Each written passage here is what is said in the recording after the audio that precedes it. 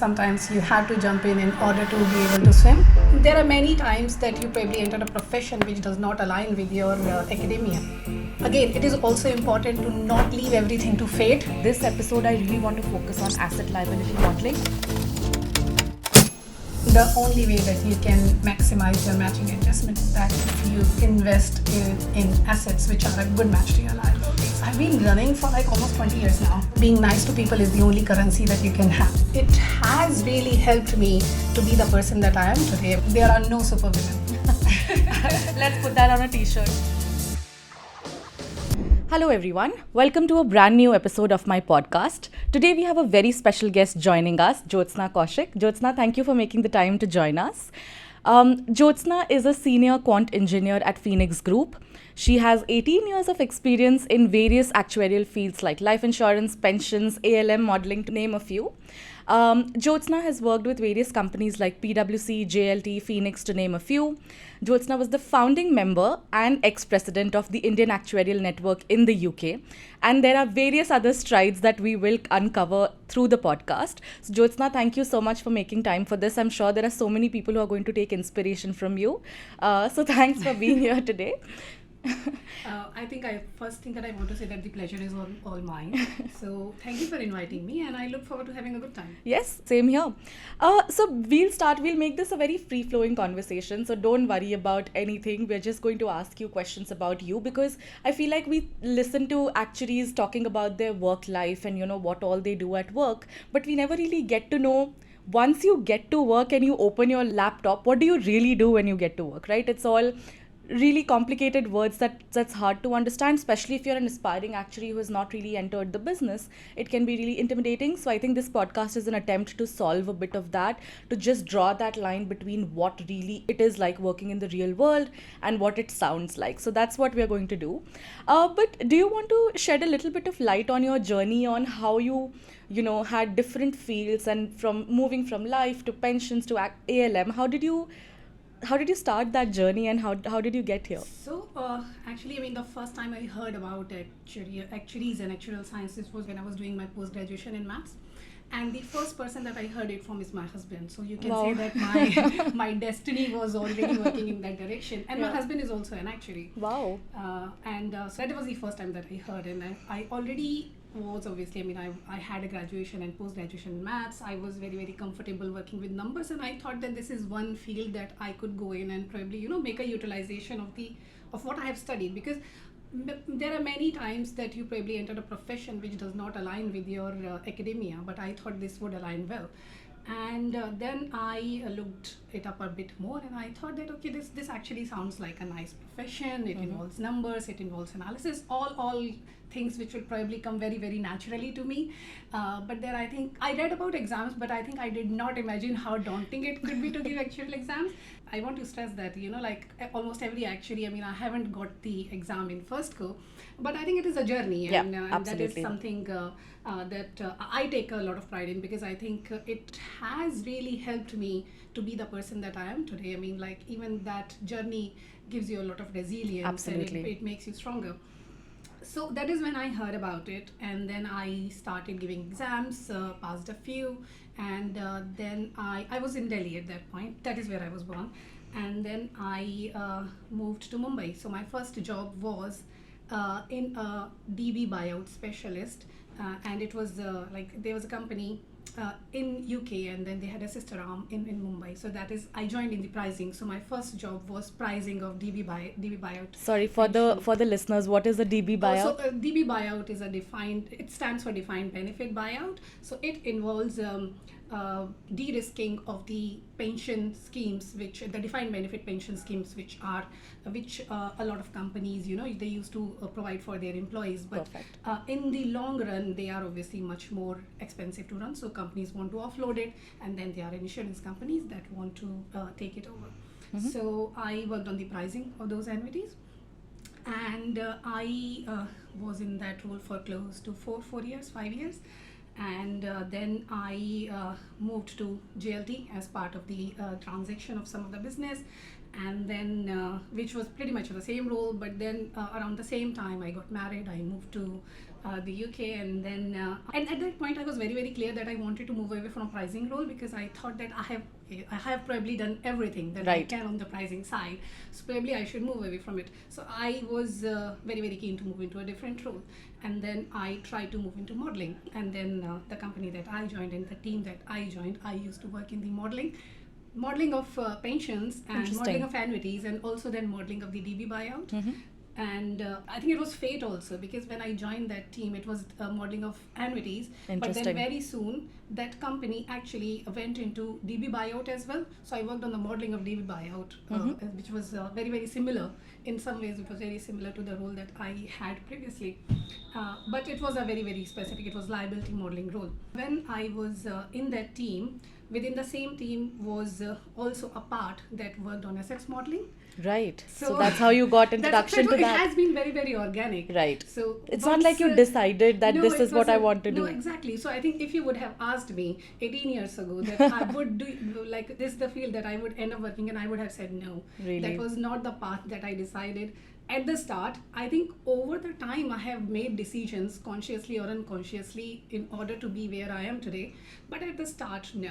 And But that's beautiful, right? Like you just happen to do things, and I think it's also a testament to the fact that if you have an open mind, your career can take you where you don't even know. That is true. So I think like be curious. So that is one of the things that I have lived by. So when I was working on the liability modeling, and then I thought that okay, this bit looks interesting and I want to move into this role.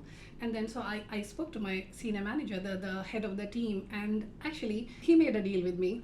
So he said that we have to work on the modeling of the DB business, and you are someone that we know could do it. So you finish it off and you move to the asset modeling team. Interesting. Yes, so that was the deal. And then like once we were past that point, then I moved into assets modeling space. Right.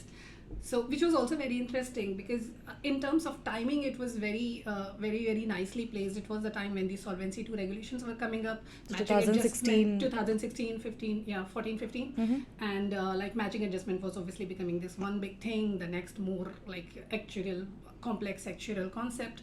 And equity release mortgages, they were going through a change, because earlier they were not they were allowed as it is, but now they needed securitization. So it was a very very interesting time to be in that team also. So I got exposure to a variety of complex assets, and then also the matching adjustment calculation, which I think it has been like almost part of my journey ever since after that. And once I got my hands into that, then I thought that perhaps it was time to make the next move. So after that, I moved into a consultancy. There again, I dabbled into a combination of ALM projects and then actuarial audits, and I was there for a while. But it was also a time of great personal change for me. I had kids. Oh. And and then almost 5 years ago, I moved into Phoenix, again in an ALM role, in an ALM specialist role. And I initially joined within the shareholder ALM team. Again, that is the team that is responsible for the calculation of matching adjustment. But very recently, I have moved into the quant engineering team. Right. It is like a fairly new team, and to be part of the team while it is being set up, and then to see it grow, and then do all these nice and kind of like innovative things. I think it is very very interesting to be here. Yeah, I feel like your journey is so wonderful, because I don't think many people have had the opportunity to, walk different paths like you have. And that's so inspiring, right? Because when we start, we feel like, okay, we need to make a decision because this is what I'm going to do for the next 30, 40 years. But it's so heartening to know that just keep an open mind, and you never know where your career takes you. Yeah, and I think again, it is also important to not leave everything to fate. Yeah, That is also something fair I enough. realized. If you want something, and I think this is something that I always tell people, that if you want something, then you obviously have to make a way for it. And then second thing I say is that like people are wonderful. Do not be hesitant. Do not be nervous in reaching out to people. The maximum that you can hear is no. No. Yeah. But at least you will have the the satisfaction that you made an attempt for it.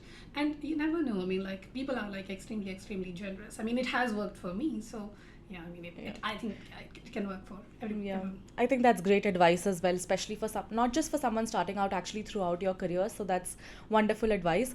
So we've heard about how you progressed through your career, and it's super interesting, and I want to unpick a lot of that. But I think this episode, I really want to focus on asset liability modeling, because I feel that is an area where at least I work in general insurance, right? So I feel like I haven't really been exposed to that as much as I would like to. Yeah. And I think same for most of the industry, because it is a very interesting space, but I feel like there's not readily available material that you can just go through and understand what ALM is. So we are going to unpick a lot of that. So for aspiring actuaries, can you explain what ALM is? Yeah, so ALM as a field, it is very much, I mean, obviously as the name suggests, it stands for asset liability matching. It is an area that is particularly focused in investment. Like if you want to, if for anyone, like I mean anyone who is starting out, the main opportunities that lie in the ALM or the investment space, I would say, are either in pension, like pension funds, because like pension funds have got assets that they need to invest in order to match their liabilities, and then the life insurance, where they typically have longer tail of liabilities, they have longer term liabilities, so they need to find assets that can match those liabilities. And it is my understanding, purely my understanding, that perhaps because general insurance has a very, very short term, they are usually like, year-long products. Correct. The opportunity for investment or like investment-based or ALM-based role in general insurance is limited, but this is purely my understanding. But in life insurance space and in pension, where there are longer-tailed liabilities, they are typically, there are roles for actuaries who can specialize in either on the ALM side or in investment also. Like there could be front office based role, like into identifying assets which are a good match for liabilities. Then obviously matching adjustment is one space in which a lot of ALM actuaries work in, because that is one area that very nicely blends assets and liabilities. I see. So because your matching adjustment is basically the benefit that you get as a result of a good match between your assets and liabilities. I see. So that's where so let me play it back to you from a very layman perspective, right? So we are saying we have these liabilities which can be long term, it can be annuities, it can be whatever your liabilities are for an insurance company, that would be in terms of claims.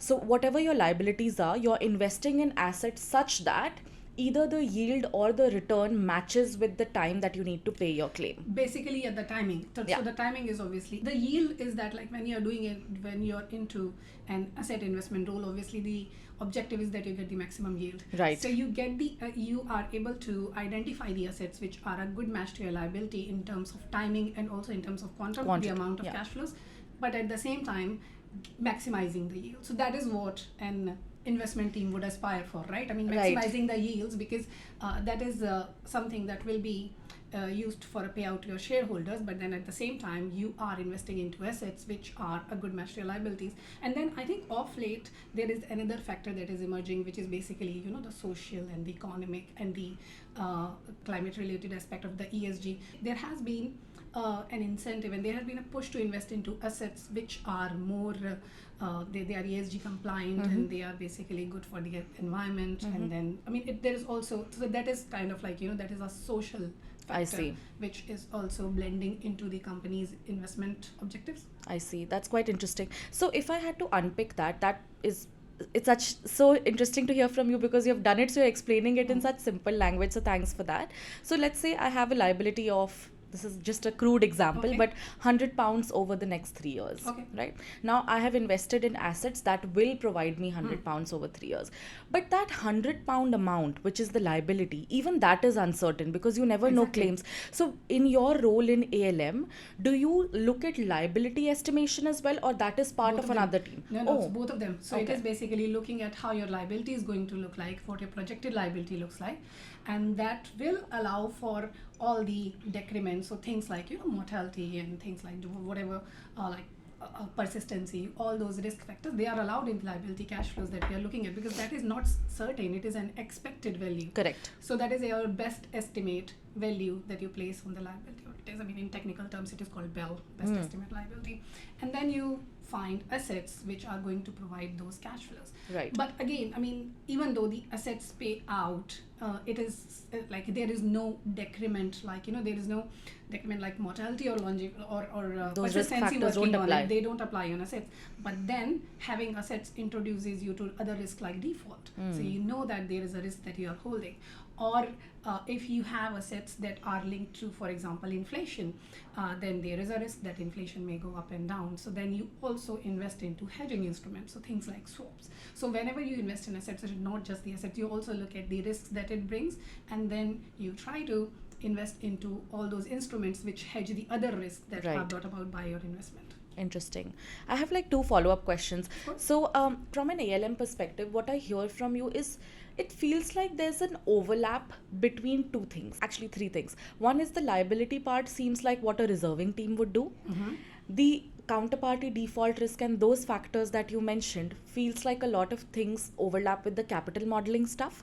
And the deciding of swaps and what kind of investment vehicles you want to invest in seems like a job of an investment person, like someone who's purely in investments. So it feels like you put on 3 different hats. Is that a fair assessment? That is actually a fair assessment, because as I said, ALM is asset liability matching, so you need to have understanding of both assets and liabilities in order to be able to have information that you can utilize to match. So you need to understand how your liabilities are going to behave, what are the factors that are going to impact your liabilities.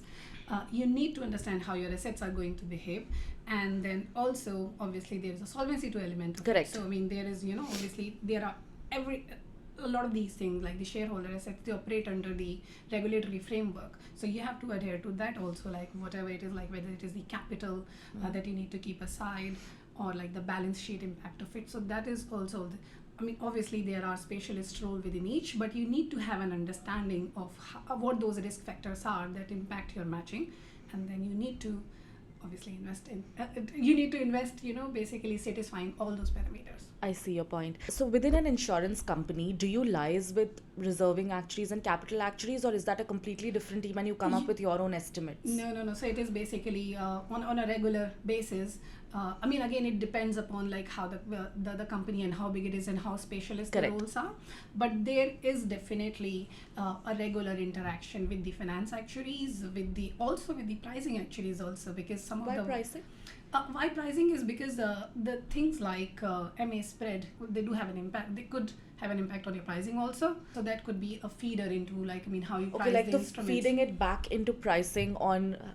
And also, probably the other thing I would say that, for example, one of the output that we produce as a team are the daily projection of the interest rates and of the inflation. So that is something which feeds into pricing. So we probably are going to have interaction with various teams at the same time. So it could be. So it is like the finance team, the finance actuaries, the pricing actuaries. Then also in my current role, I have to deal with the ALM actuaries because I'm now in a quant engineering role. So it is the kind of less BAU, and it is kind of like more development based. So it is like dealing with quite a few stakeholders at various points or at the same time. Absolutely imaginable. I have a question here. So do you feel like, so let's say you have decided that these are the kind of investments you need to make. You've obviously considered compliance. You have considered, what part of your portfolio you want to keep liquid. Let's say you've decided these are the areas I want to invest in. How much liberty or freedom do you have in making those decisions? Is it like 80% compliance based and 20% your own decisions? Or is it the opposite where 20% compliance but you have the freedom to explore? Because I assume insurance companies are always under so much scrutiny, right? So I'm assuming investments are scrutinized a lot. So how you operate it is within the umbrella of the regulatory exactly space, so it is like whatever you do, it is within that, so it is within the purview of the regulatory requirements which affect your work. So you can so but within that also, I think what there have been recent regulatory changes, for example, like Solvency UK what came up, and then basically what they tried to do was to kind of obviously simplify a few things for the insurers to make it simple for them, so the regulators are also trying to basically evolve from their side, but then again what the insurers have to do, it is within the regulatory framework. Absolutely, makes sense.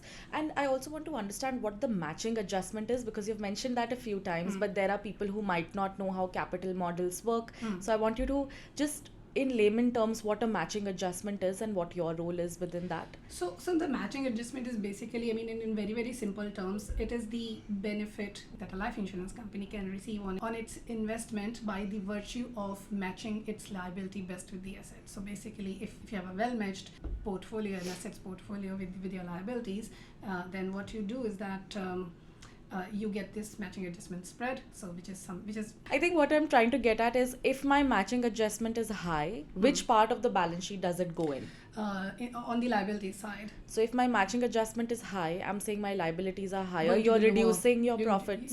No, the liabilities are going to be lower.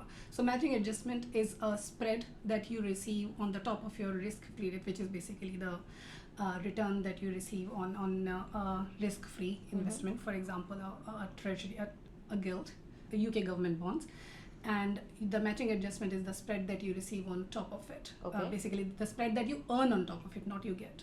And by virtue of that matching adjustment, that when you do the calculation on your liabilities, it reduces your liability. So I mean, if I have to kind of like put it very, very simply, in comparison to a zero matching adjustment versus a non-zero matching adjustment, a non-zero matching adjustment is going to reduce your liabilities. So Right. that is how. So if you reduce your liabilities, you can show higher profits. You can show higher profits. Understood. So that's the advantage you're getting. So the incentive is for the insurance company to match the liabilities, Match the so you can liabilities release better, more profit. that you can Okay, release. Because that makes increases sense. your surplus. That makes sense. So basically what it means is that you are holding, you get more surplus as a result Right. of having a non-zero matching adjustment. Right. Because you've matched your assets, you don't need to hold as much capital for that liability, because your asset is going to pay for that liability. Yeah, in principle, yes, Yes. but there are kind of like, there is a lot of Of math course. that goes behind Of it. course. I am So- just trying to simplify it Yeah. for the viewers. There is like, I mean, the calculation for the matching adjustment is also prescribed by the PRA. It is within the Solvency II guidelines. So I mean, everything is like, it is prescribed. So there is not like, room for improvement. Right. I think the only way that you can maximize your matching adjustment is that if you invest in assets which are a good match to your liabilities. Understood. That makes sense. And I feel like matching adjustment, risk adjustments, these things, especially in a solvency and like an insurance perspective, it's talked about so much, right? There are so many seminars the IFoA and other institute constantly holds, because there's a lot of chatter about the best way to, because I know it is prescribed, but there is still room for kind of customization as well. So there's always so much chatter about what is the right way to interpret those prescriptions as well. So do you participate in things like that in the industry to convey the message? One of the kind of like volunteering opportunity that I recently participated in over last year was that there was a Solvency UK task force, which was basically, what it was trying to do is that as a result of the Solvency UK reforms, I mean, obviously a lot of changes were prescribed, a lot of changes were announced by the PRA, and then what it was trying to do was to kind of like break that down into various topics and then try to bring some sort of clarity for the readers. So we like the task force wrote a series of articles, quite a few articles it published over last summer, and then I also contributed to a few of them, either in like as a writer or as a reviewer. And I think the work that I did was really, really good, because I mean its topic is also very, very technical. I mean, Right. I wouldn't step back from that statement. So just try to bring some sort of clarity as to like, I mean, what does guidelines mean for application. So I think that was something that I participated in, which was again, I mean, I think there are a few things that you probably participate in and then you do not realize that you could be probably going to be out of your depth. But then sometimes you have to jump in. That is what I always say, that you have to be curious. Sometimes you have to jump in order to be able to swim. So at one point I was like, okay, this is probably a lot, and then everything else that was happening. But I'm really, really glad that I kind of like I participated in and I wrote those articles, because I think at the end of it, I'm probably more wiser. That's wonderful. And I think that's a great segue into the volunteering aspect of your life, because I feel when I moved to the UK, my LinkedIn was filled up with you and the volunteering activities that you have done, and that's a huge compliment, because when you're coming into an industry and you see the top few names that are in the volunteering space. You were the founding member and also the ex-president for the Indian Actuarial Network, and I know you did so much work for that because you were so active throughout to host events, to call the right speakers, to get actuaries together more than anything else. And apart from that, like you said, you volunteer with the IFoA and other institutes to really spread the knowledge that you've gained over 18 years of experience. So how did you think that it's time for you to give back? How did you think that I want to volunteer? What made you do that in the first place? I think you have been very, very generous in your words. But I think what I want to, and it is something that I always say about volunteering activity, that it has to really bring some value to you.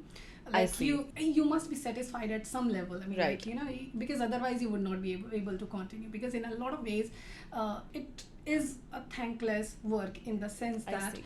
you are not getting any monetary benefit, and sometimes you may see that you are not getting any benefit at all. It should really satisfy some part of you, and I think that is what it has done for me. So like when I do any volunteering activity that I do, I do not always think about that it is going to bring me something, but I know that it bring me some value in the sense that okay, I feel better by the end of it. And I think like I and you have immensely enjoyed being associated with it. I was, as you mentioned, that I was, I've been there since the start, and then in 2020, like really, really late in 2020 when I took over, then I was quite firm that this is probably the direction that it should take, because I knew that it had a lot of potential. And obviously, like a lot of regional societies, we were dormant because we were just coming out of COVID. Right. And then like in COVID, people were not coming out that much, so obviously it was a bit of an uphill task to get people together. The committee was like, they were really committed to the cause of Nice. kind of like making it fly. And then we decided during my tenure, we decided to take we started quite a few things. We started university initiative, we started pure socials, and obviously we were a lot more active during those during last few years. But I think, it would not have been possible without the committee members. They have been fabulous. The volunteers that work with our regional network, they are simply fabulous. I can't probably stress on that enough. And I think one other thing I have always believed in is that again, in things like these, probably being nice to people is the only currency that you can have. Absolutely. So you have to be it should bring something to you, and then second, I think the only thing that you can pay back to people in being nice to them, being kind.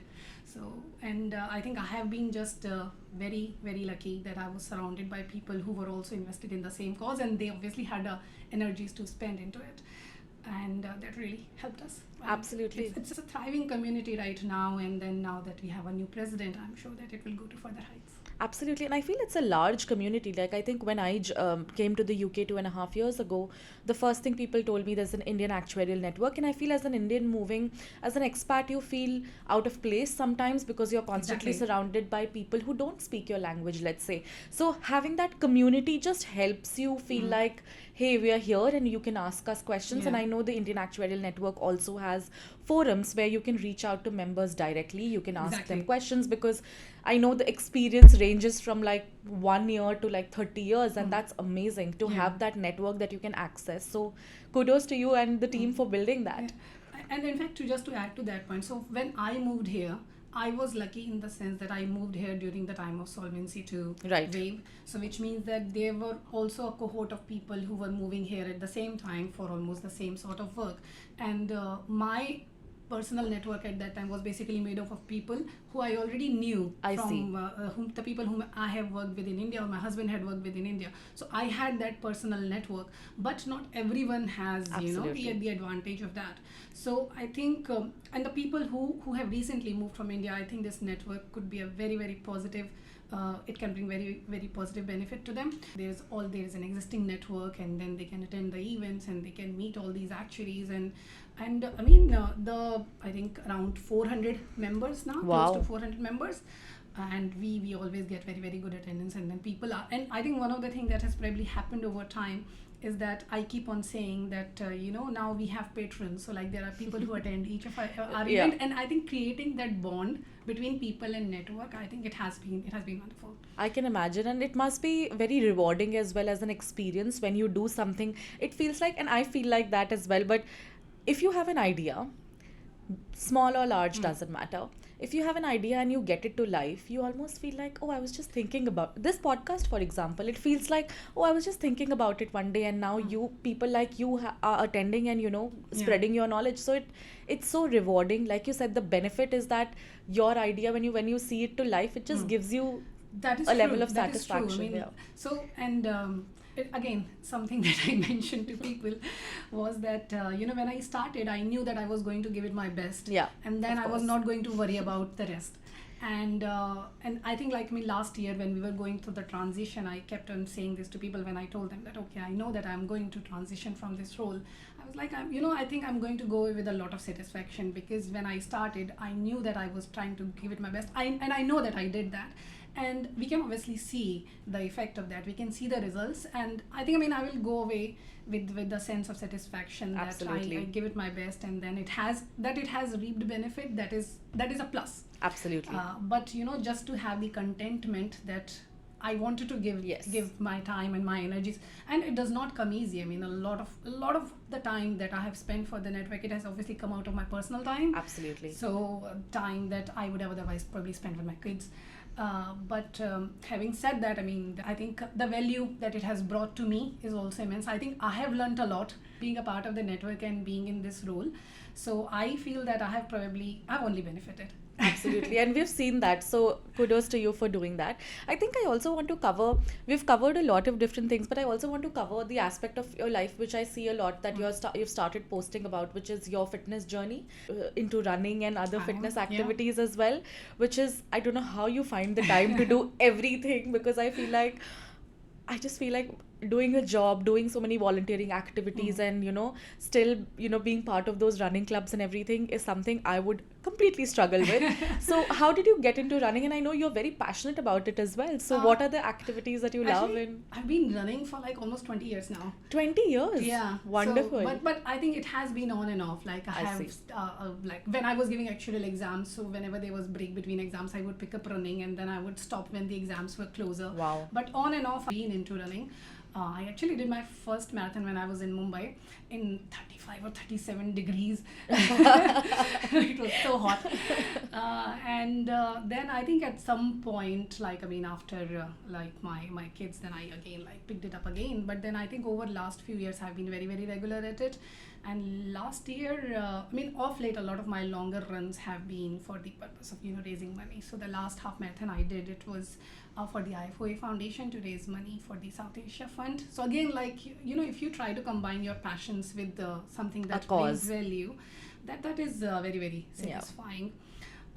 Also a very, very avid yoga practitioner, which is something that I absolutely love. I think I kind of I market yoga to everyone, so it is something that I immensely enjoy. It is something that has actually brought a lot of benefit to me.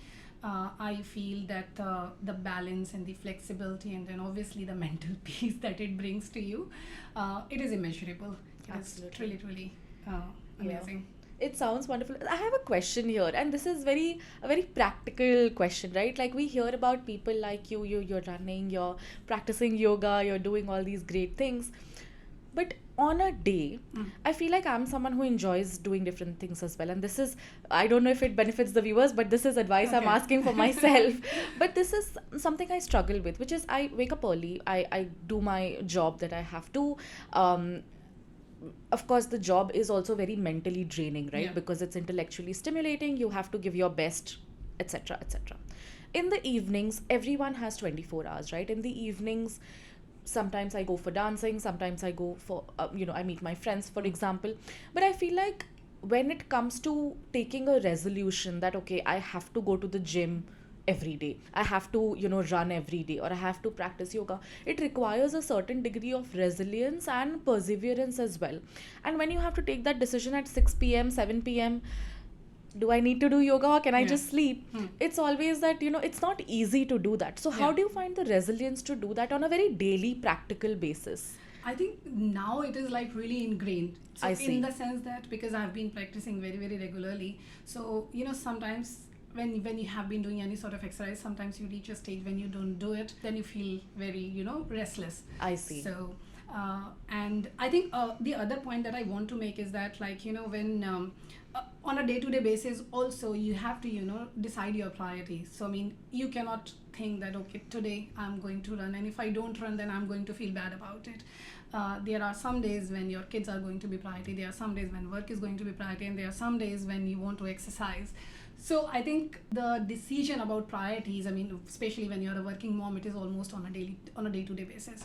So you Love should that. be ready. You should be ready to have that sort of fluidity. Don't be fixated on something. Okay. And again, something that I was probably telling someone that like you need to be more than anyone else. You need to be generous to yourself. Don't if you are not able to do something that you plan to do, then do not think of it as as a validation, like as a sort of reflection on yourself. Be generous to yourself first. And I think other thing I believe in is that I mean, as a person you need to be content first before you start spreading happiness. that Yeah. everywhere. So I mean, find something that stimulates you. It could be yoga for somebody, it could be running, it could be dancing, it could be anything. It could be this podcast for you, for example. So try to stimulate yourself first, try to nurture your core, and then I think when you start from that place, then you can probably and again try to not do anything with a result or with an outcome based approach. I mean, try to give it your best. And what they say in Three Idiots, that you do not chase success, right? I mean, you Right. chase Knowledge. yeah, yeah. Yeah. So and then success will follow. Yeah, that's wonderful. And I don't know, I feel like maybe the expectation, maybe the reason we are so harsh to ourselves, and that's the natural reaction, is that I don't know, I feel like the expectation from people is that you just expect people to be like superwomen and supermen, right? You're like, oh, you will manage everything. That does not exist. It does not It work. does not work. No. There are no super women. Like I mean, like even when some people tell me that okay, you're doing everything, and then I'm like, I'm not. I mean, like again, as I said before, I'm making the decision on a day-to-day Absolutely. basis, and I think we are all struggling in some way. And I mean, as a person, I do feel that I am on wheel constantly. I mean, and then you can't avoid it. But again, you try to find something that brings you content. Absolutely. So if you start from that space, then I think you can. But there are no superwomen. Let's put that on a t-shirt. Yeah. Because there really aren't, but the society expects you to be one, and it's like, no, it's not going to work. No. I think it's when people come together and do things together, only then things work, right? Yeah, as I said that, like something that I have always followed is that like people are extremely generous. Yeah. So if you are struggling with anything, Just ask. just ask for help. So whatever help you can get, you should get it. So I think again, you do not have to do everything yourself. I mean, where you can where you can get help, then you do it. And then just success is not like, I mean, it is not kind of like, and it is an individual concept now. Yeah, I think that's wonderful. I'm going to think about that after this podcast as well, because it's wonderful. I think we've covered a lot of your professional and personal journey, and it's been so wonderful knowing you one-to-one, and hopefully the viewers will enjoy it as well. Before we wrap up, we ask all our guests one piece of, I know you've given a lot of advice throughout the podcast, but if you had to give one piece of advice for aspiring actuaries that you wish you had gotten sooner, what would that be? So actually, it is a borrowed advice. Okay. I actually thought about that question before I was coming here, and it is a borrowed advice, and it is something probably I have said very, very frequently recently, is own your uniqueness. So, like, I mean, if you are in a room where you look different because of your gender, because of your race, because of your ethnicity, do not think of it as an advantage. It is an advantage. So, or try to make it an advantage. So you are unique. You are one of a 9 billion. So own your uniqueness. Do not try to fit anything, because you don't have to. Yeah. In fact, I have one more advice, which I think I've already said, and that kind of like alludes to it, is that because I think like I am a female actuary working on the asset side. In the asset area specifically, I mean, like obviously there are fewer women in comparison to men. So you can very, very easily have an imposter syndrome. And it has helped me is that, you try to be curious. So that is the second advice. So do not, if something does not come to you naturally, then do not be afraid to make efforts to gain knowledge, to work towards it, and, to kind of like, work towards gaining that knowledge. Because it is, and again, sometimes I think, like, being women, we are not natural speakers, we do not speak up. But Absolutely. also be curious, if there is something that you think that you need to work upon, then probably work towards it. Absolutely. And I think that's great advice. Something that my manager very early on, she told me that, listen, if you need something at work, don't assume that your managers or people around you Exactly. know. Just raise your voice and Yeah. ask for it. Like if you need help or you need assistance or you need, let's say even your next promotion, don't assume that people are going to know you need one. Yeah. Just be vocal about these things, because I feel like we think, oh no, we'll just do our job and someone will notice and give us the promotion. I feel Yeah. like the better way to do it is just say that, You hey, have I to- need it. Yeah, you have to learn to speak up for yourself. Exactly. In every sphere. Yeah. So that is something which people should. Yeah. I mean, and it is not an advice for a female. It is an advice for everyone. Absolutely. No, I think that's wonderful advice, and I wish we could spend more time with you, but this has been wonderful. So thanks, Jyotsna, for spending you, your time. Darshika. Lovely speaking to you, and we'll release more episodes and we'll have more guests like Jyotsna joining us. So please stay tuned. Thank you so much. Thank you.